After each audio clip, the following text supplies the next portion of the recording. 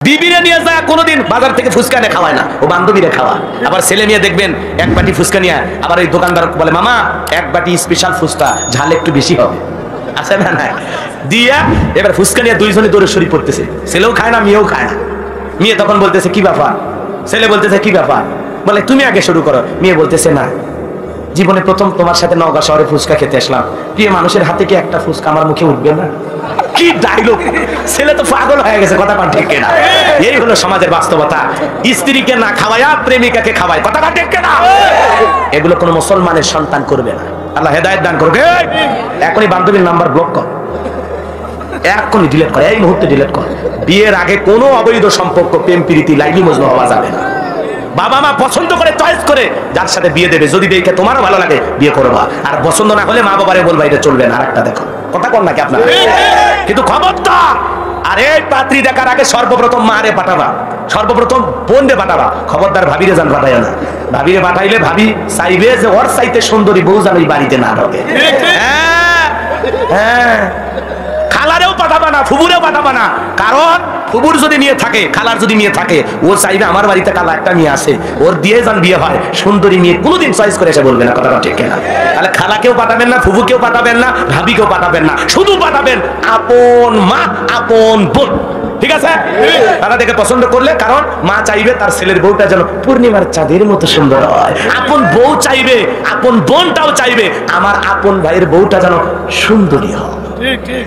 ভাবি তো আমার ভাবিটা যেন মনের মতো হয়, যে ভাবির দিকে তাকাইয়া আমার ভাই যেন দুনিয়ার সব ভুলে যায়, কথা কর না কেন?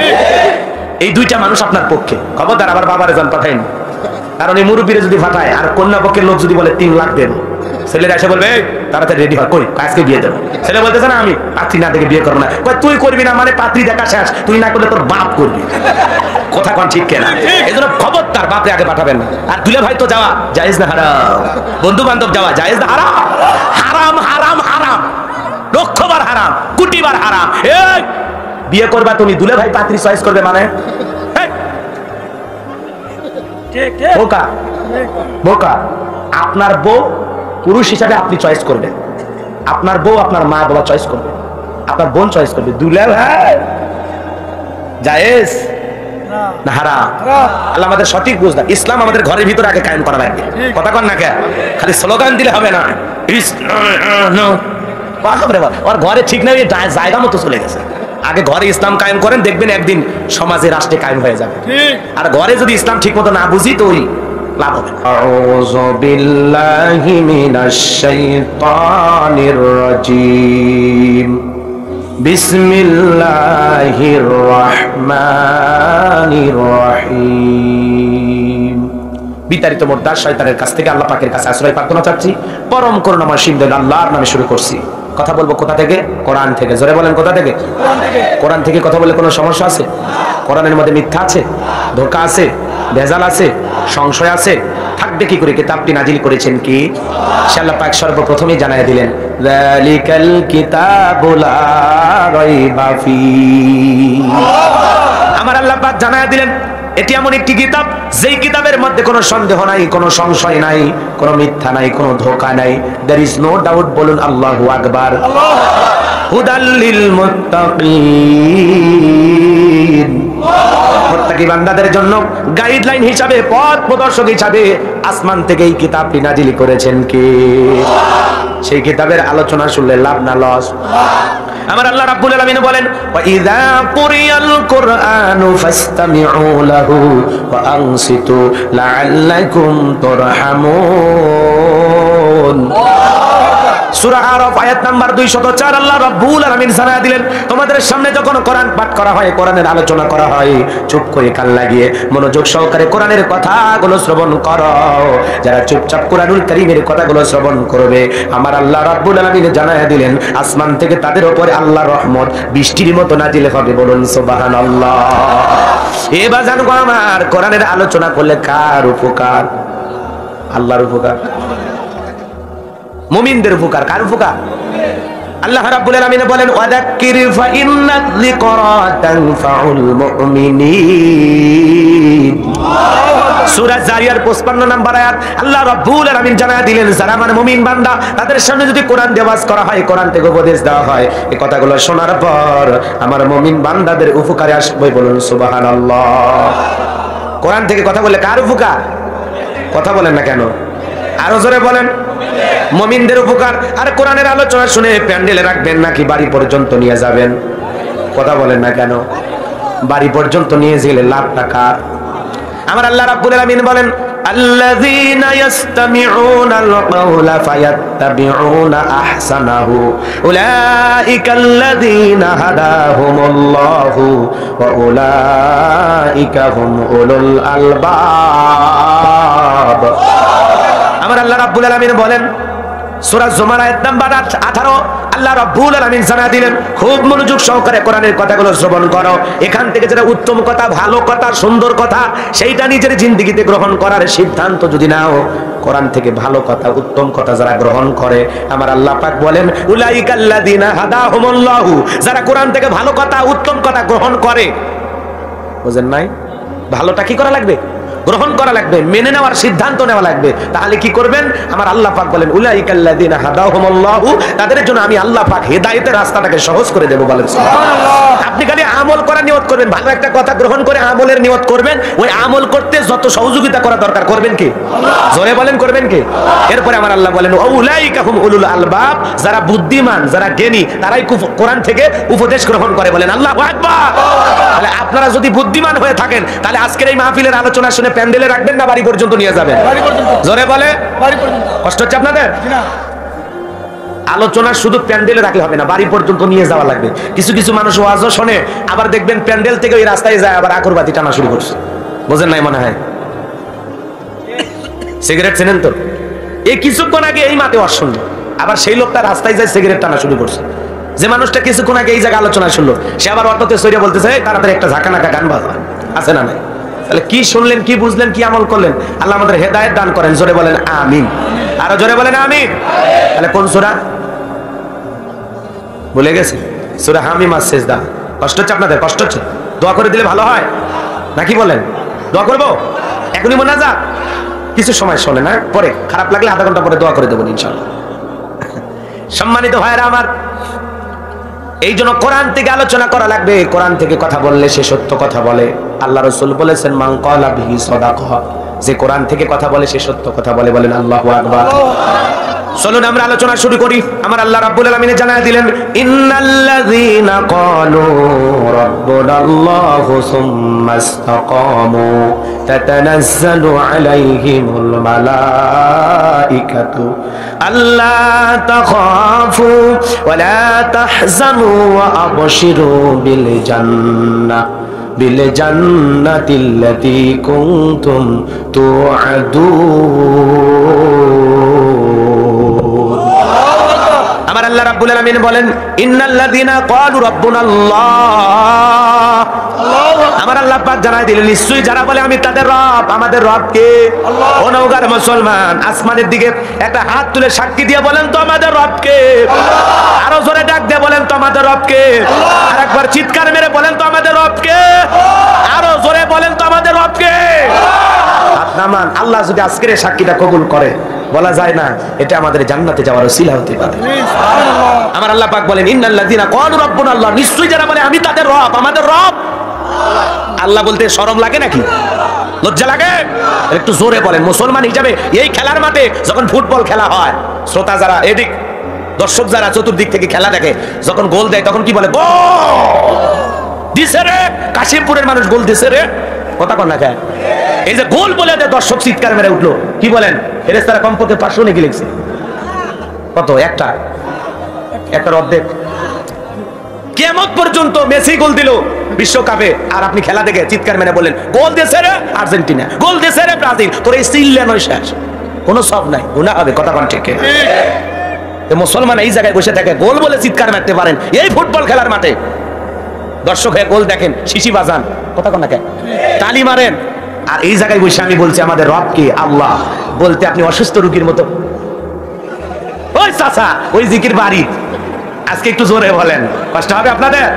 ইন্নাল্লাযীনা ক্বালু রাব্বুনাল্লাহ, নিশ্চয়ই যারা বলে আমি তাদের রব। আমাদের রব কে? আরো জোরে বলেন, আমাদের রব কে? আল্লাহ বলে যারা সাক্ষী দিয়েছেন আলহামদুলিল্লাহ, আল্লাহ আপনাদের কবুল করুন, জোরে বলেন আমিন। এই দিক খেয়াল করেন, আল্লাহ আল্লাহ বললে ক্লান্ত হওয়া যাবে না। এ বাজান গো আমার, আমরা এমন একটা আল্লাহ পাইছি, এমন একটা আল্লাহ পাইছি যে আল্লাহ পাক এত নিয়ামত আপনাকে আমাকে দান করেছেন, তারপরে আমরা আল্লাহর কৃতজ্ঞতা প্রকাশ করি না। কথা বলেন ঠিক কিনা? এজন্য আল্লাহ পাক বলেন ইন্নাল ইনসানা লিরাব্বিহি লাকানুদ, মানুষ বড় অকৃতজ্ঞ, অস্বীকারী। কথা বলেন না কেন? আপনাদের আমাদের বাড়িতে অনেকের বাড়িতে থাকে মিস্টার ডগ, চেনেন তো? কি ওর নাম কি? কুকুর, চেনেন না? হ্যাঁ, আপনি বাজার থেকে গরুর গোশত কিনে নিয়ে আসছেন, কিনে নিয়ে আসার পরে ওই যে হাড়গুলো থাকে, কি বলেন আপনারা? হাড্ডি, কি বলেন নওগাঁর ভাষা এটা, তাই না? এ হাড় বা হাড্ডি, এটা যখন আপনি খাইতে গিয়ে ব্যর্থ হন, দাঁতের এই পাশে নেন, এর পাশে নেন, অনেক চেষ্টা করি, যখন আপনি খাইতে পারেন না তখন ডাক দেন লালু, লালু দৌড়ে আসে, তখন ওইটা ফেলে দেয়, বলেন ফি সাবিলিল্লাহ, খা, তুই খা। কুকুর বলে তখন মনে মনে, বস আমি জানি আপনি ফেল করছেন, আমি ফেল করার মতো না। কথা কর না কে? ওই শুকনো হাড় খেয়ে, রোদ নাই, বৃষ্টি নাই, ঝড় নাই, তুফান নাই, মালিকের বাড়ি পাহারা দেয়। কথা বলেন ঠিক কিনা? অপরিচিত মানুষ যদি বাড়িতে প্রবেশ করে, দেখা মাত্র তার মানে কি তোমার বাড়ি কই, কোন এলাকা থেকে আসছো, ভিতরে ঢুকবা, কার সাথে দেখা করবা? কথা বলেন না কেন? এইবার যখন বাড়ির উপরে যে বাড়ির মালিক, সে যখন উপর থেকে দেখে লালু ধরছে, তখন বলে চপ লালু চপ, আসতে দে। তখন বলে ও বসের মনে হয় পরিচিত, ঠিক আছে ভিতরে যান, ঘটনা দেখতেছি। এইবার যখন ভিতরে ঢুকা ওই বাড়ির মালিক আর আগন্ত ব্যক্তি দুইজন গল্প করে, দুইজনের গল্প দেখবেন ও চতুর সাইডে খালি মেজ নাড়ে আর ঘরে, মালিকের দিকে একবার তাকায়, ওই লোকের দিকে একবার তাকায়, আর মালিককে বুঝাইয়া দেয়, খালি একবার বলেন লোকটারে আপনি চেনেন না, কামরায় আর 14 গোষ্ঠীর নাম ভুলাই দেন। কথা কোন ঠিক কিনা? কিন্তু ওই বাড়ির মালিক যখন দেখে বলে যা এখান থেকে যা, লালু এখান থেকে যা, যখন ধমক দেয় কুকুরটাকে তাড়াইয়া দেয়, তখন কুকুর যায় আর মনে মনে বলে ও আপনার পরিচিত লোক, আগে বলবেন তো, খামা খাই ডিউটি করলাম। রাগ করেছেন মনে হয়? এ বাজার গো আমার, একটা কুকুর শুকনো হাড় খেয়ে, রোদ নাই, বৃষ্টি নাই, ঝড় নাই, তুফান নাই, আপনার আমার বাড়ি পাহারা দেয়। কথা কন না কা? আমরা আশরাফুল মাখলুকাত, আল্লাহর সৃষ্টি, এত নিয়ামত যে আল্লাহ পাক আপনাকে আমাকে দিয়েছেন, সে রবের গোলামি করার দরকার আছে না নাই? সামনে গেলে আরেকটু বুঝায় দেব। এইজন্য বাজান আমার আল্লাহ পাক বলেন ইন্নাল্লাযীনা ক্বালু রাব্বুনাল্লাহ, নিশ্চয়ই যারা বলে আমি তাদের রব। রূহের জগতে আল্লাহ রাব্বুল আলামিন আপনাকে আমাকে প্রশ্ন করে বলেছিলেন আলাস্তু বিরাব্বিকুম, আমি কি তোমাদের রব নই? আমরা সেদিন সবাই জবাব দিয়ে বলেছিলাম ক্বালু বালা, অবশ্যই আপনি আমাদের রব। বলেন আল্লাহু আকবার।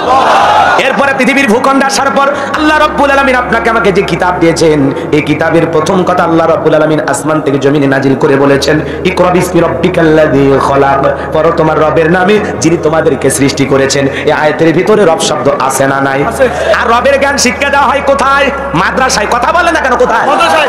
এ বাজার গো আমার, রবের জ্ঞান মাদ্রাসায় শিক্ষা দেওয়ার কারণে ছোট্ট বাচ্চা পেশাব করে ঢেলে কুলুপ ব্যবহার করে, 6-7 বছরের বাচ্চা ওযু করে আল্লাহর কোরআন তেলাওয়াত করে, কি সুন্দর করে ছোট্ট মানুষটা সালাত আদায় করে।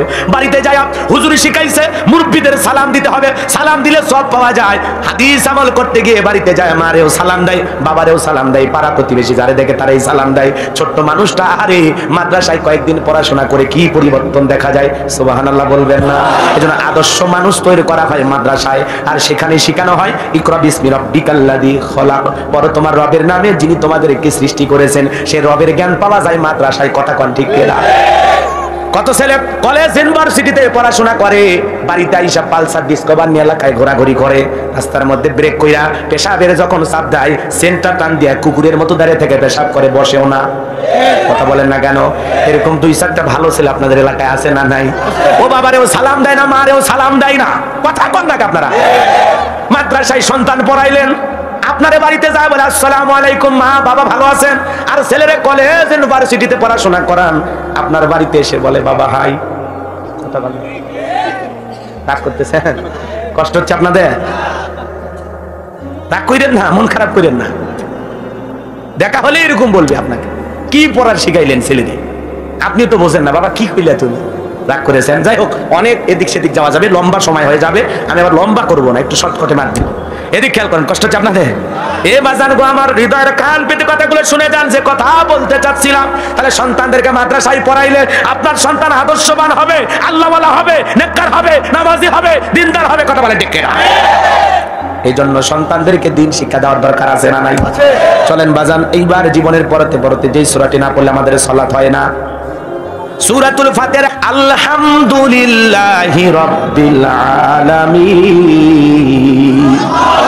সমস্ত প্রশংসা, যাবতীয় প্রশংসার একমাত্র মালিক তিনি, সৃষ্টিকুলের রব, আমাদের প্রতিপালক, আমাদের আল্লাহ যিনি। বলেন আল্লাহু আকবার। হৃদয়ের কান পেতে কথাগুলো শুনে যান। এই আয়াতের ভিতরে রব শব্দ আছে না নাই? এরপরে আপনি আমি যখন রুকুতে চলে গেলাম, কি তাসবিহ পড়লাম? সুবহান রাব্বিয়াল আযীম, সুবহান রাব্বিয়াল আযীম, রব শব্দ আছে না নাই? এরপরে রুকু হতে দাঁড়ানোর সময় কি বললাম? রব্বানা লাকাল হামদ, রব শব্দ আছে না নাই? এরপরে আপনি আমি যখন মাথাটা সিজদায় লুটিয়ে ফেলি, সিজদায় গিয়ে কি তাসবিহ পড়ি? সুবহান রাব্বিয়াল আলা। কথা বলেন না কেন? কষ্ট হচ্ছে আপনাদের? সুবহান রাব্বিয়াল আলা, আলা, সুবহান রাব্বিয়াল আলা, আলা, আলা। কথা বলেন না কেন? আর অনেকে তো খালি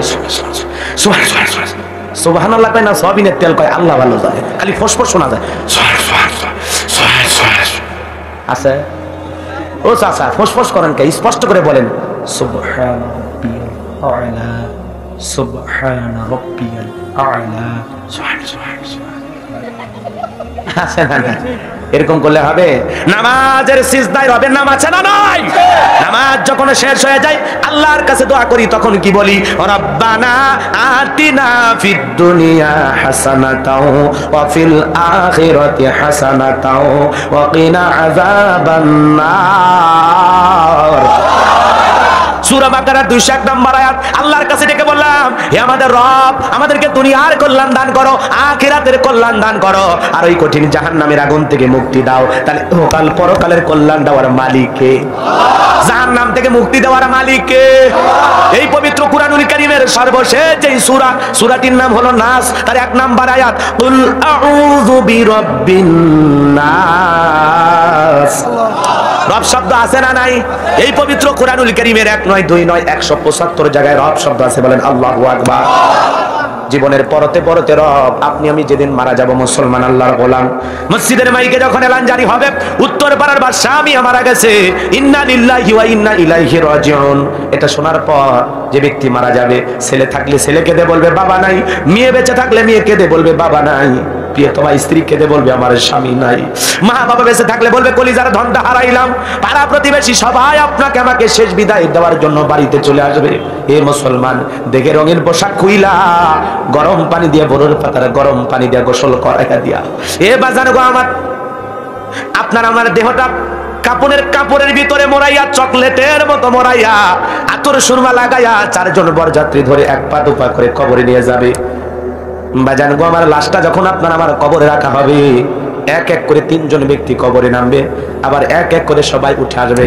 আপনার আমার লাশটা কবরে রাখার পর আপনি আমি আসমানের দিকে তাকাইয়া একটু হলেও আসমানটা দেখতে পারবো, কিন্তু আস্তে আস্তে যখন বাঁশের বিছানা বিছায়া দেওয়া হবে, ওই বাঁশের ছিদ্র দিয়ে হালকা করে একটু আকাশটা একটু দেখা যায়। এরপরে যখন পুরো কবরে মাটি চাপা দেওয়া হবে, কবর দিয়ে আর কোনো কিছু সামনের দিকে দেখা যাবে না। কবরের ডানে মাটি, বামে মাটি, মাটির হবে বিছানা, ওপরেতে বাঁশের ছাউনি, কবর নাম তার ঠিকানা। কবরটা হয়ে যাবে ঘোর অন্ধকার। হে বাজান গো আমার, আত্মীয় স্বজন কদম মেরে মেরে বাড়ির দিকে চলে যাবে, আপনি আমি চিৎকার মেরে হাউ মাউ করে কাঁদবো, একা রেখে যাও না, আমাকে সঙ্গে নিয়ে যাও, আমার বড় ভয় লাগে, আমাকে এভাবে একা রেখে যাও না। আপনার আমার চিৎকার কেউ শুনতে পারবে না। ওই অন্ধকার কবর বড় কঠিন জায়গা। আল্লাহ রাসূল বলেছেন, ক্বালা ক্বালা রাসূলুল্লাহি সাল্লাল্লাহু আলাইহি সাল্লাম, ইন্নামাল কুবুরু রাউযাতুম মিন রিয়াদিল জান্নাহ আও হুফরাতুম মিন হুফারিন নার। রাওয়াহু তিরমিজি। বিশ্বনবী দেখে বলেন, যে ব্যক্তির আমল ভালো, মৃত্যুর সঙ্গে সঙ্গে আল্লাহ রাব্বুল আলামিন তার কবরটাকে জান্নাতের বাগান বানায়া দিবেন। বলুন সুবহানাল্লাহ।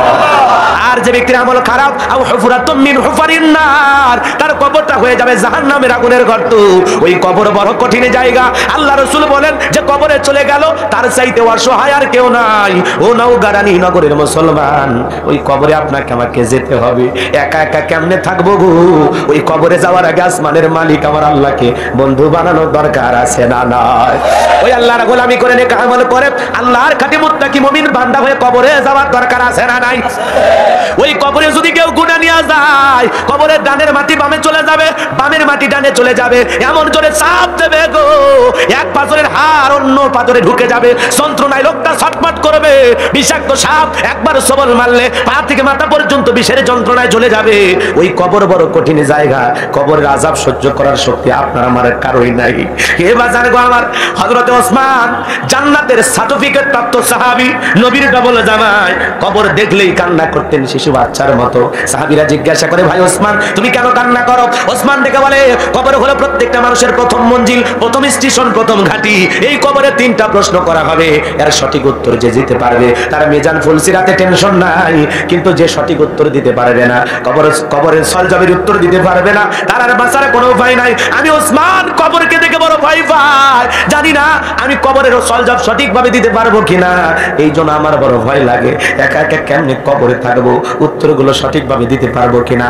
ওসমানের মতো সাহাবী কবরের সলজবের টেনশনে কাঁদে, কবরে থাকার জন্য কাঁদে, আরে কবরে যে আমার কি হবে কি হবে কি হবে। ওসমানের মতো সাহাবী যদি কবর দেখে কান্না করে, আপনার আমার কাদার দরকার আছে না নাই? কিন্তু আপনার আমার ইমানটা এমন হয়ে গেছে, কবরের পাশ দিয়ে বিড়ি টানতে টানতে চলে যায়, কবরের পাশ দিয়ে গান শুনতে শুনতে চলে যায়, কবরস্থানের পাশে দাঁড়ায় জুয়া খেলে, তাস খেলে। এ কথা কোন না কেন? আর ভয় আছে কবরে। আজ থেকে কয়েক বছর আগে যদি নতুন কবর হইতো, মানুষ ভয় পাইতো, কবরের পাশে যাইতে ভয় পাইতো। এখন সকালে কবর দিয়ে বিকেল বেলা ওই জায়গায় ফুটবল খেলে, সকালে কবর দিয়া মহিলা মানুষ তারপরে যায় মনে করেন ঝাড়ু দেয়, পাতা বাঁশের ঝাড়।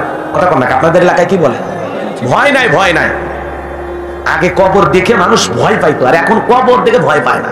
এখন কবর খুঁজতেছে, ওই সময় সেলফি তোলে, এত খারাপ। আমার বাবার কবর দেখেন তো কেমন দেখাচ্ছে, তোর বাপ আমল কি করছে পরে ভিডিও করিস। কথা কর নাকি আপনারা? কবর লিয়া তামাশা, কবরের সেলফি তুলে ফেসবুকে দেয়। আজরাইল যদি ওকে একটু সুযোগ দিত যে মরার আগে একটা সেলফি তো, ওই তখন বলতো আজরাইল ভাই একটু ইসমাইল হাসি। আজরাইল ওকে সাথে নিয়ে সেলফি তুলে বলতো কয়েক মিনিটের মধ্যে আমার জান কবে হবে, এটাই আজরাইলের সাথে আমার শেষ সেলফি। তো খারাপ রাগ করতেছে। এই হলো আমাদের ইমানের হালত, এই হলো আমাদের অবস্থা। আজরাইল যদি সুযোগ দিত যে জীবনের একটা শেষ সেলফি তোল, কি বলেন আপনারা? রাগ করতেছেন? ওই কবরে ঢোকা মাত্রই আপনাকে আমাকে প্রশ্ন করা হবে, মার রব্বুকা, তোমার রব কে? রুহের জগতে প্রশ্নের উত্তর দিয়েছেন না, কালু বালা। কথা বলেন না কেন?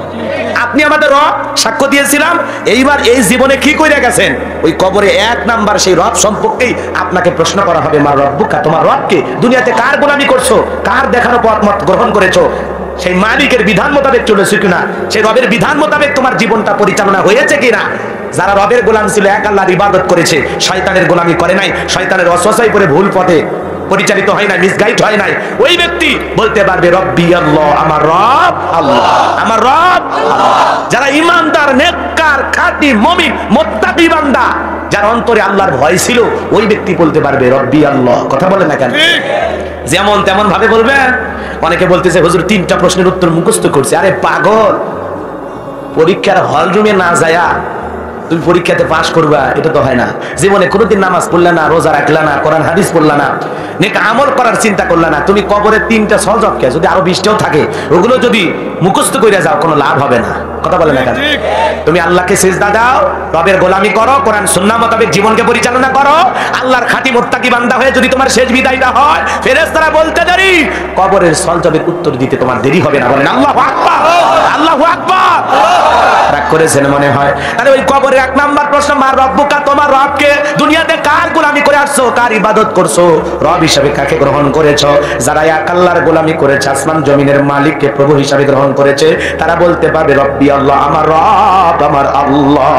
কিন্তু যারা দুনিয়াতে রবের গোলামি করে নাই, আমার আল্লাহ রাব্বুল আলামিনের পাঠানো বিধান মোতাবেক জীবনকে পরিচালনা করতে পারে নাই, ওই ব্যক্তিরা উত্তর দিতে পারবে না। এই জন্য বাজানো আমার এই পৃথিবীর ভূখণ্ডে অনেক মানুষকে আল্লাহ পাওয়ার রাজত্ব দিয়েছে, ওই মানুষগুলো আল্লাহকে ভুলে গিয়ে নিজেকে রব বলে দাবি করেছিল। কথা বলেন ঠিক কিনা? এই জন্য আমার আমার আল্লাহ বলেন ইন্নাল্লাযীনা ক্বালু রাব্বুনাল্লাহ, নিশ্চয়ই যারা বলে আমি তাদের রব, সুম্মা ইসতাকামু, এতঃপর অবিচল থাকে, তাতানাজ্জালু আলাইহিমুল মালায়েকা, আসমান থেকে তাদের উপরে ফেরেশতা নাজিল হবে। বলেন আল্লাহু আকবার। তাফসীরের ভিতরে লেখা হয়েছে বাজান 3 সময় ফেরেশতা আসবে। বলেন কয় সময়? আরো জোরে বলেন কয় সময়? ফেরেশতারা এসে বলবে আল্লাহ তাখাফু, ভয় পেও না, ওয়ালা তাহজানু, চিন্তাও করো না, ওয়া আবশিরু বিল জান্নাতিল্লাতী কুনতুম তুআদুন, যেই জান্নাতের প্রতিশ্রুতি তোমাদেরকে দেওয়া হয়েছে সেই জান্নাতের সুখ আনন্দ উপভোগ করো। বলেন আল্লাহু আকবার। রাগ করতেছেন আপনারা? তাহলে ইন্নাল্লাযীনা ক্বালু রাব্বুনাল্লাহ, নিশ্চয়ই যারা বলে আমি তাদের রব, আমাদের রব, জোরে বলেন আমাদের রব। এই কথার উপরেই ইস্তেকামাত থাকতে হবে, রবের গোলামি করতে হবে। আমার আল্লাহ যেটা হালাল বলেছেন ওইটাই খেতে হবে, যেটা হারাম করেছেন সেটা কি করতে হবে?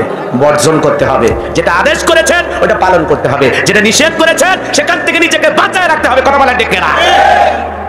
রবের গোলামি করতে হবে, রবের বিধান মোতাবেক চলতে হবে। আমরা আল্লাহর গোলাম, মনিব যেভাবে চলবে ওইভাবে চললেই তো, কথা বলে না কেন, তাহলে তো চাকরের গোলামের ভাগ্যে বেতন জুটবে। আর যদি মনিব বলে যায় যা নওগাঁ রানীনগর থেকে 200 টাকা একটা 1 লিটার সয়াবিনের তেলের বোতল কিনে নিয়ে আয়, আপনি যদি বলেন না আমি যাব না, আচ্ছা ঠিক আছে যাবি না, আচ্ছা ওই কাজ বাদ, এই যে জমিতে যা একটু আলুর খেতে যা, একটু পানির ব্যবস্থা কর, যা, না আমি যাব না, আচ্ছা ঠিক আছে আলুর খেতেও যাবি না, আমার এই মোবাইলটা নিয়ে যা চার্জে লাগাই দে, না আমি পারবো না। আপনারা কি বলেন, এই চাকরকে রাখবেন? বেতন দেবেন? খুশি হবেন? এই বেটা চাকরের বাচ্চা, চাকর, কাজ করবি না তো আমার বাড়িতে আসিস কেন, যা, লাত্তি মেরে তাড়াই দেবেন। কতক্ষণ ঠিক না? তো দুনিয়াতে আপনি আল্লাহর গোলামি করেন নাই, আল্লাহর বিধান মোতাবেক চলেন না, যা মন চাইছে তাই করেছেন। কি ভেবেছিলেন? আপনার স্লোগান ছিল দুনিয়াটা মস্ত বড়, খাও দাও ফুর্তি করো।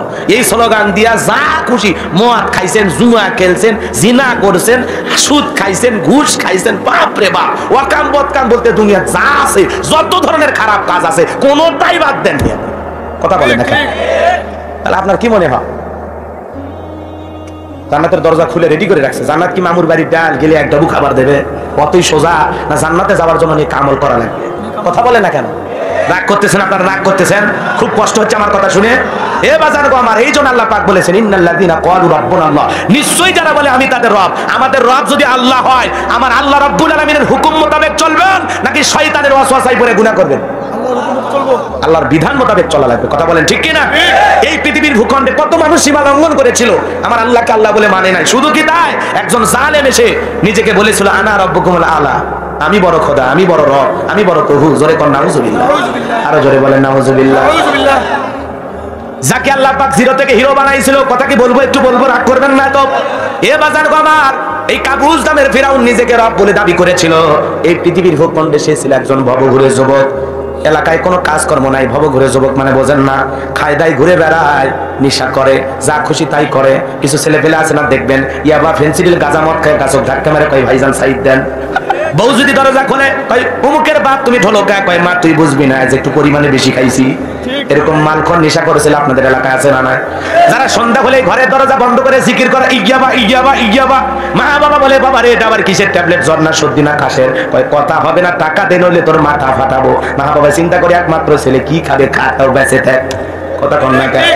মা বাবার মাথায় বাড়ি মারে নেশার টাকার জন্য, বিবির গহনা বিক্রি করে নেশার টাকার জন্য, জুয়া খেলা হাইরা আইসা মদ খাইয়া নিশা কইরা বউরেও মারে, মেয়েরেও মারে, ছেলেরেও মারে, আছে না নাই? আছে।